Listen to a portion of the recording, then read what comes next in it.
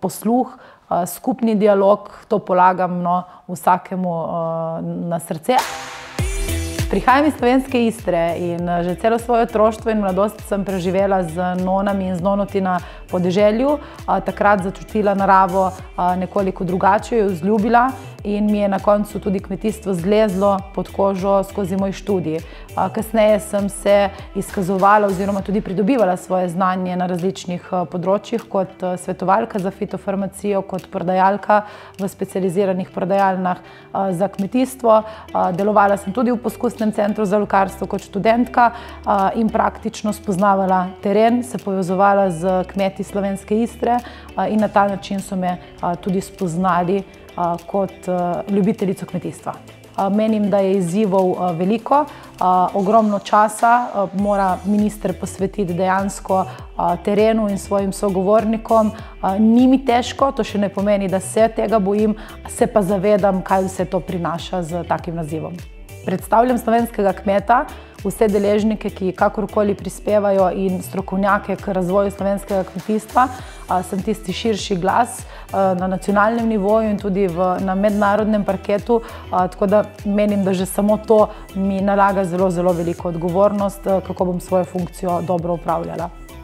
Želim si prijetne atmosfere, vzdušja, sodelovanja, tiste moje pozitivnosti, ki nas povezuje v skupni dialog, k iskanju skupnih ciljev in kompromisov, pa verjamem, da nam bo to uspelo. Kako že, mogoče malo atipična, ampak bom sigurno prepoznavna na tem področju in se veselim vsakega sodelovanja z kmetijskimi organizacijami, strokovnimi službami, z vsemi odgovornimi na svojih vodilnih mestih. Ne bi pa res rada nastavila dobre temelje za mlade kmete, za mlade prevzemnike, da imamo potem tako pot nastavljeno, v bistvu, da imajo oni vse možnosti, da bodo zelo hitro prišli do želenih sredstev, želene zemlje in da bodo res lahko kmetovali z neko dodano vrednostjo na kmetiji.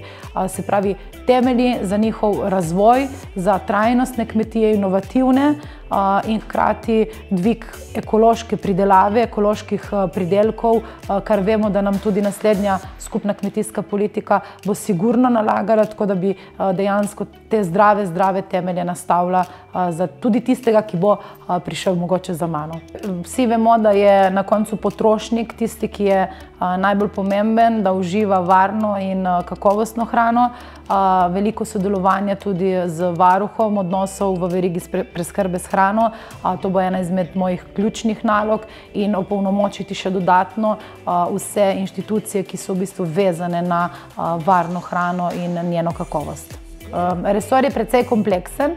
Spoznala sem se v bistvu že z posamezniki strokovnjaki oziroma direktorji direktoratov in z njihovimi službami, ki delujejo na raznoraznih področjih, kot je gozdarstvo, prehrano smo že slišali in seveda v osnovi kmetijstvo, uprava za varno hrano, ribištvo, tako da nabor informacij, področji je res velik, so pa strokovne službe tam zelo dobro podkovane, tako da mi je predvsem pomembno dobro sodelovanje, prenos informacij in znanja ravno z njimi na tem področju.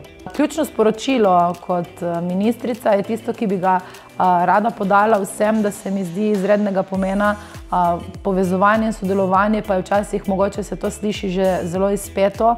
Jaz mislim, da je vsak od deležnikov v razvoju kmetijstva na kateremkoli področju, v kateremkoli trenutku zelo pomemben, zato posluh, skupni dialog, to polagam vsakemu na srce ali pa na slovensko zemljo, da bomo lahko zelo dobro in konstruktivno sodelovali v bodoče in to je ena izmed mojih ključnih želja in ciljev in seveda prioritet kot ministrica za kmetijstvo, gozdarstvo in prehrano.